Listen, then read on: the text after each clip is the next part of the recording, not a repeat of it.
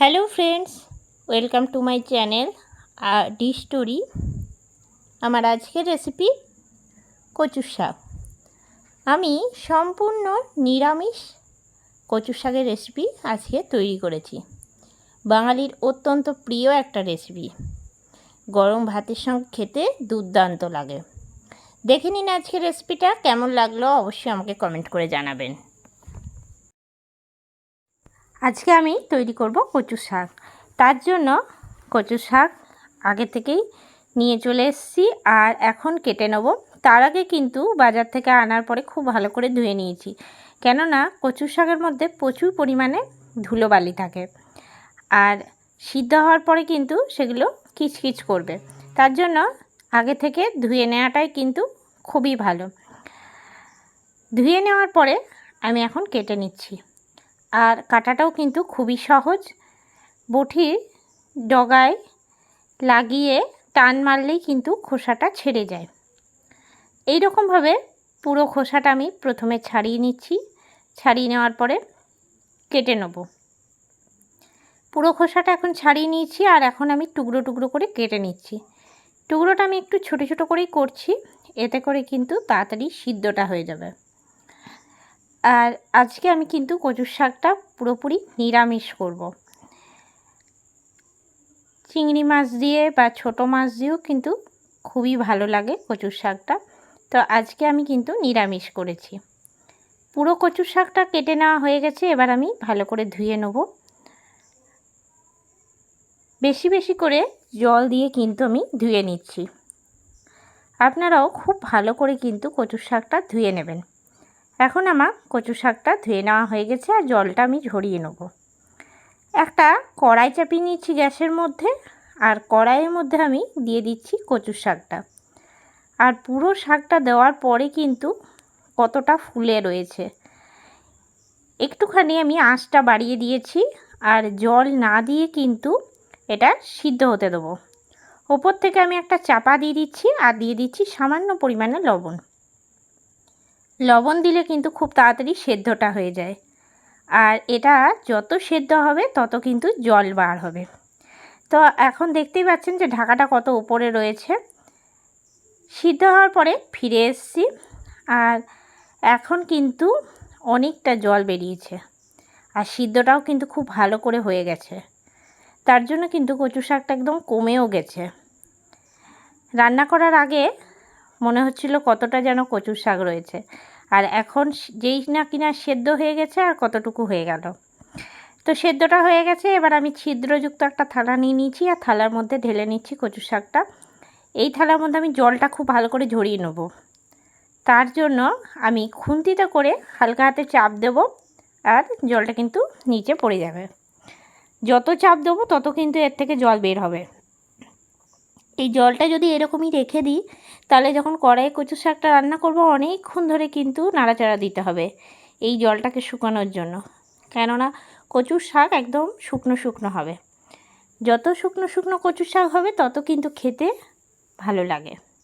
তার জন্য সবসময় মনে রাখতে হবে জলটা যতটা পরিমাণ ঝরে গেল ততই ভালো। এবার আমি কড়াই চাপিয়ে নিয়েছি আর কড়াইয়ে সবার প্রথমে দিয়ে দেবো সর্ষের তেল। পুরো রান্নাটা কিন্তু আমি সর্ষের তেলেই করব। আমি এখানে 3 টেবিল চামচ সর্ষের তেল দিলাম। দিয়ে দিচ্ছি 5 ফোড়ন। এখানে আমি 1 চামচ 5 ফোড়ন দিলাম ফোড়নে। দিয়ে দিচ্ছি শুকনো লঙ্কা। এখানে 3টের মতন শুকনো লঙ্কা দিলাম, কুচিয়ে নিয়েছি লঙ্কাটা। দিয়ে দিলাম একটা তেজপাতা। তবে কচু শাক রান্না করতে কিন্তু খুব বেশি মশলার প্রয়োজন হয় না। খালি যেটা প্রয়োজন সেটা হলো নারকেল। নারকেল ছাড়া কিন্তু কচু শাকটা খেতে খুব একটা ভালো লাগে না। তার জন্য আমি নারকেল কুড়ে নিয়েছি। তো আমি এখানে 2 চামচের মতো নারকেল কোড়া দিলাম। আরও 2-3 চামচ নারকেল কোড়া আমি সাইডে রেখে দিয়েছি, পরে কাজে লাগবে। তো নারকেলটা কিন্তু আমি এই তেলের মধ্যেই দিয়ে দিলাম। তেলের মধ্যে দিয়ে নিয়ে খুব ভালো করে নাড়াচাড়া দেব। একটুখানি লাল লাল করে নেব, মানে একটু ভাজা ভাজা করে নেব নারকেলটা। তো এখানে আমি নারকেল কোড়া ব্যবহার করেছি। এর জায়গায় আপনারা কিন্তু নারকেলটা একদম ছোটো ছোটো কুচিও ব্যবহার করতে পারেন, সেটাতেও খুব ভালো লাগে। এরপরে দিয়ে দিচ্ছি সিদ্ধ করে রাখা কচু শাকটা। আর এখন কিন্তু জলটা অনেকটা আমি ঝরিয়ে নিয়েছি। এরপরে আমি খুব ভালো করে নাড়াচাড়া দেব। একবার তেলের সঙ্গে খুব ভালো করে নাড়িয়ে নেব। যত নাড়াচাড়া দেবো তত কিন্তু জলটা শুকোবে। যতই জল ঝরায় কচু শাকের মধ্যে কিন্তু প্রচুর পরিমাণে জল ধরে থাকে। এরপরে আমি দিয়ে দিচ্ছি সামান্য পরিমাণে লবণ। লবণ দেওয়ার পরে আমি এখানে দিয়ে দিচ্ছি হলুদের গুঁড়ো। এখানে আমি হলুদ হাফ চামচ দিলাম। আর দিয়ে দিচ্ছি সিদ্ধ করে রাখা ছোলা। ছোলাটা আমি আগের দিন রাতে ভিজিয়ে রেখেছিলাম। তারপরে ভিজে যাওয়ার পরে সকালবেলায় প্রেসার কুকারে একটা সিটি দিয়ে নিয়েছিলাম। একটুখানি লবণ আর একটুখানি হলুদ দিয়ে ছোলাটা সিদ্ধ করেছি। যদি হলুদ না দিয়ে সিদ্ধ করা হয় ছোলা, তাহলে কিন্তু ছোলাটা কালো ভাব চলে আসে। তার জন্য ছোলা যখনই সিদ্ধ করবেন তখনই একটুখানি হলুদ আর লবণ দিয়ে সিদ্ধ করবেন।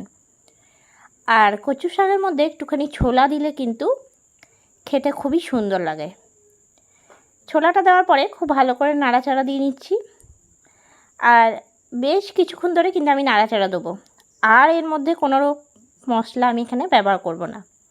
বেশি মশলা দিলে কিন্তু কচু শাক খেতে ভালো লাগে না।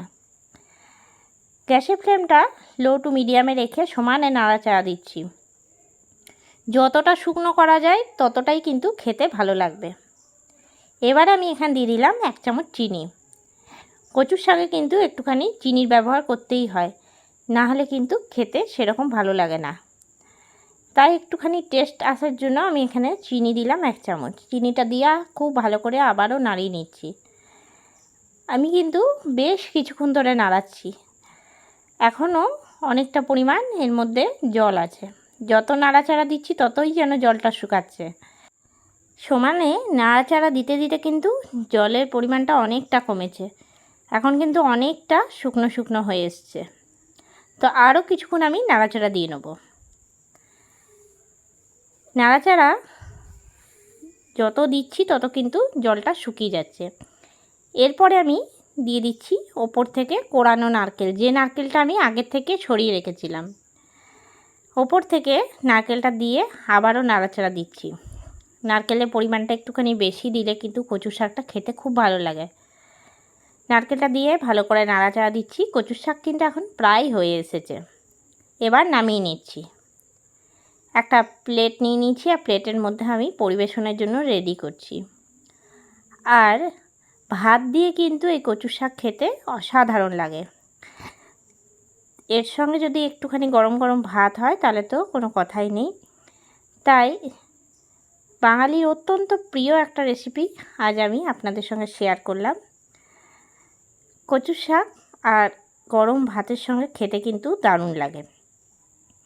এখন প্লেটের মধ্যে দিয়ে নেওয়া হয়ে গেছে। আর আমি চারপাশে দিয়ে দিচ্ছি কোড়ানো নারকেল আর ওপরেও দিয়ে দিচ্ছি কোড়ানো নারকেল। একটুখানি নারকেলের পরিমাণটা বেশি দিলে কিন্তু দেখতে আর খেতে দুটোই খুব সুন্দর লাগে। তার জন্য খুব ভালো করে আমি সাজিয়ে নিচ্ছি। তৈরি হয়ে গেল আমার আজকের রেসিপি কচু শাক। কেমন লাগলো আমার আজকের রেসিপিটা অবশ্যই আমাকে কমেন্ট করে জানাবেন। রেসিপিটা ভালো লেগে থাকলে লাইক করবেন, শেয়ার করবেন। এই চ্যানেলে নতুন বন্ধু হয়ে থাকলে চ্যানেলটা সাবস্ক্রাইব করার অনুরোধ রইল। পাশে থাকা বেল আইকনটা প্রেস করে রাখবেন সবার আগে নোটিফিকেশান পাওয়ার জন্য। আবারও কোনো নতুন রেসিপি নিয়ে হাজির হব। সঙ্গে থাকুন আর দেখতে থাকুন ডি স্টোরি। সবাই ভালো থাকবেন, সুস্থ থাকবেন। ধন্যবাদ।